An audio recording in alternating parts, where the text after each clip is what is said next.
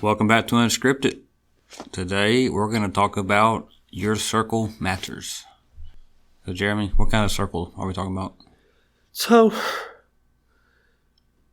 a couple of weeks ago, Pastor preached from Job, the last chapter of Job, Job 42.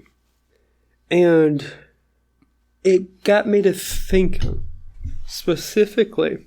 Let me see if I can find the verse real quick. Specifically where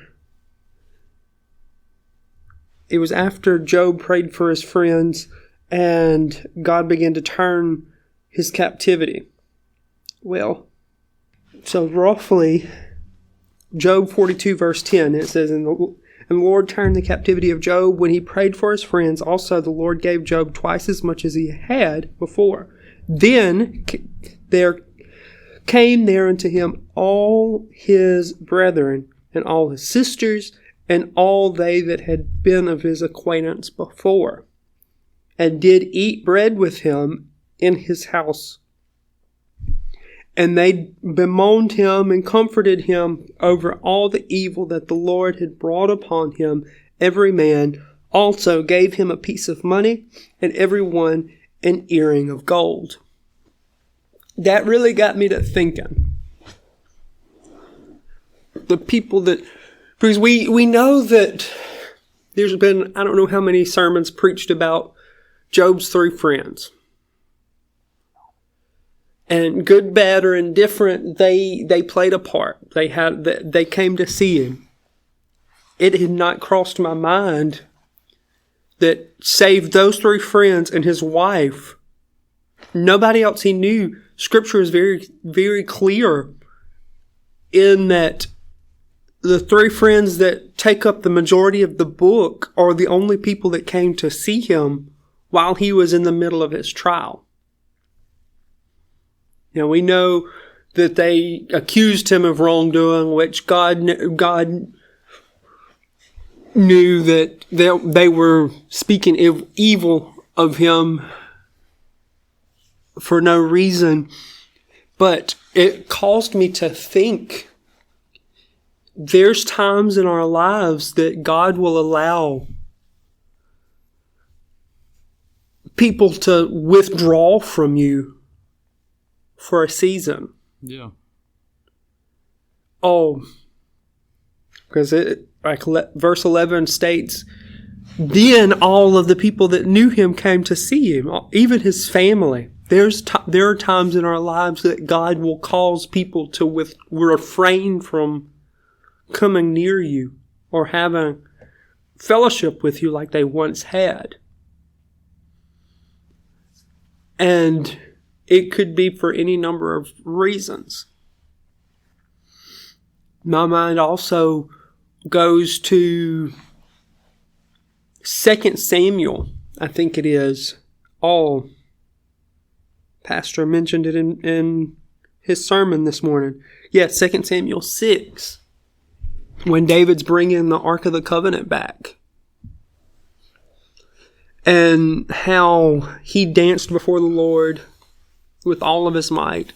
And he goes home determined to bless his household.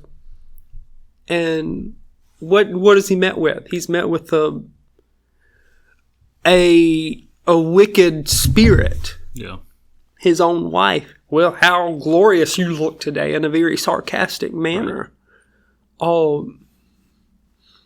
And then I begin to think a little more, and I think it's Rehoboam when Solomon died, his son, Rehoboam, takes over and begins to reign in his place. And the people are coming to him about the taxes. And then he consults two different groups of people. He consults the older generation. What should I do? This is what they're saying. What should I do? And they tell him, well, if you ease up on taxes, you'll have servants for the rest. They'll be loyal to you for the rest of their life. But he wasn't satisfied with that answer. So he goes and asks a different group of people. And they bring an evil report. Tell him, no, that my father's my little finger is heavier than my father, or something along those lines, meaning that the taxes that he had are nothing compared to what the burden I'm going to lay upon you. And we know that the people rebelled and caused the divided kingdom. But it got me to thinking about the people that you have around you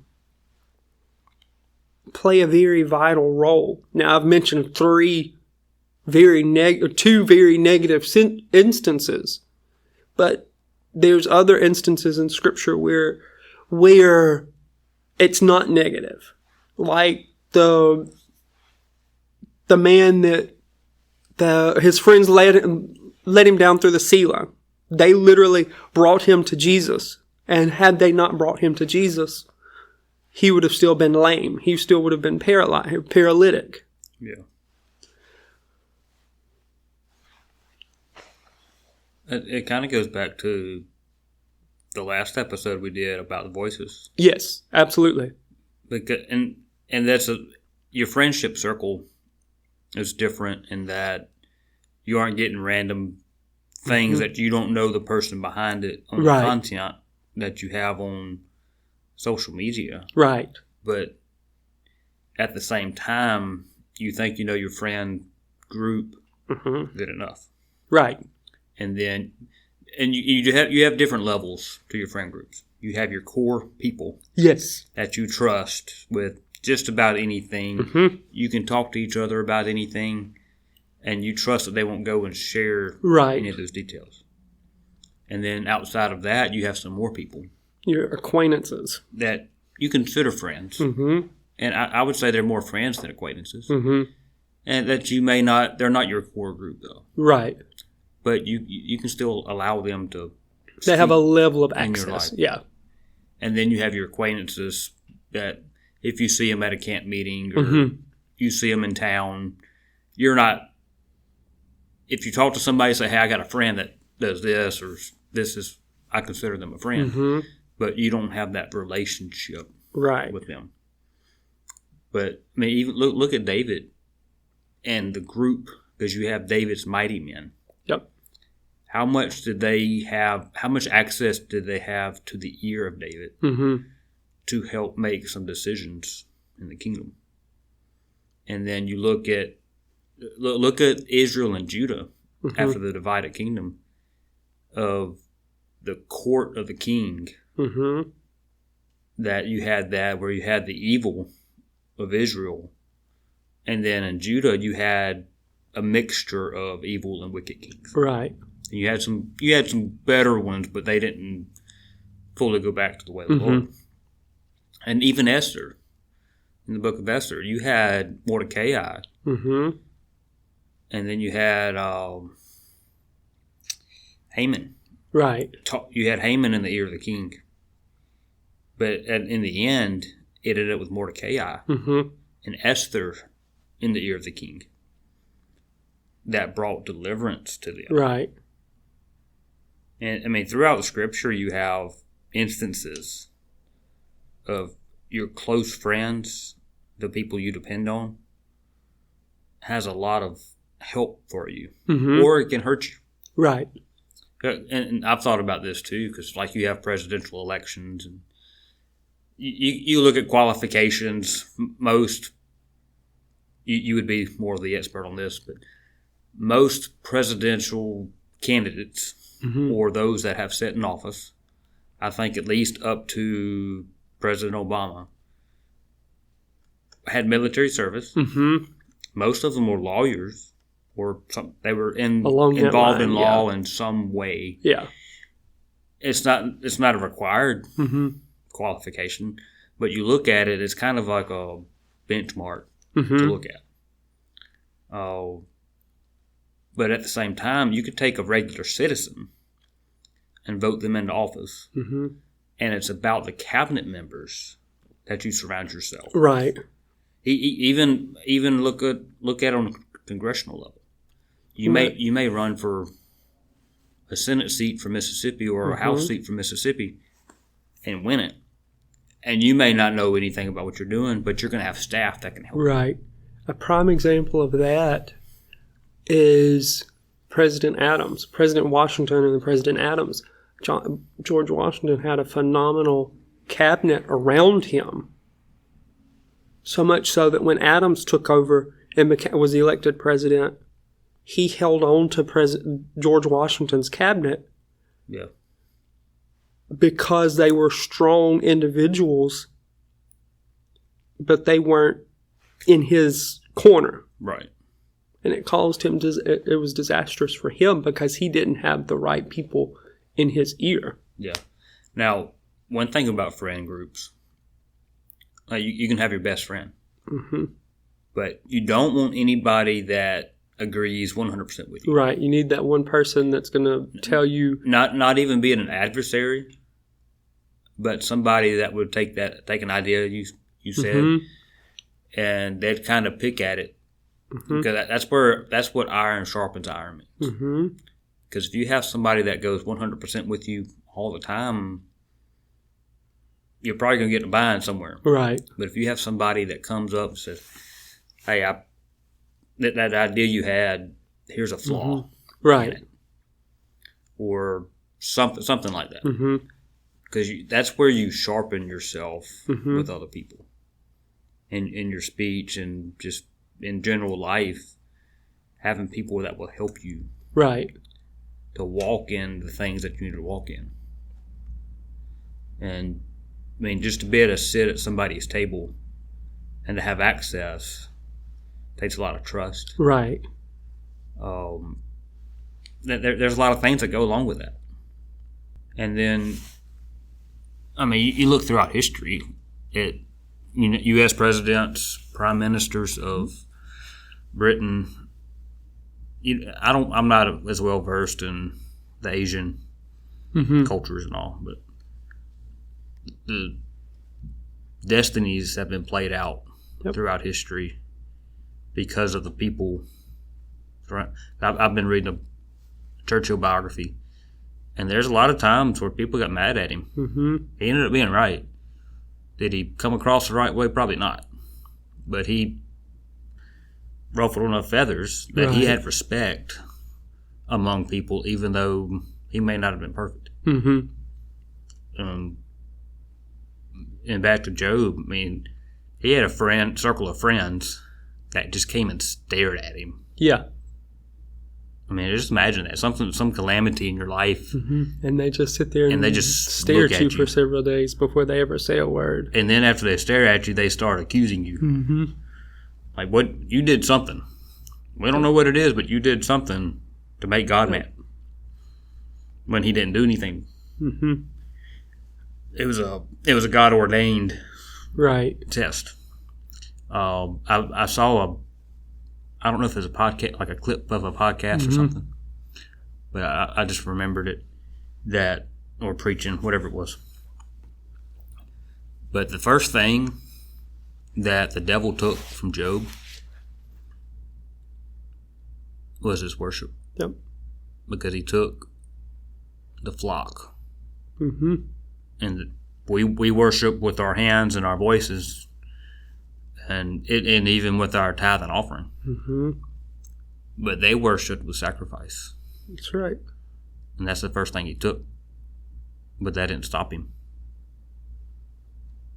That's a little tidbit, but something I remembered. I thought it was good. It is. That's a good thought.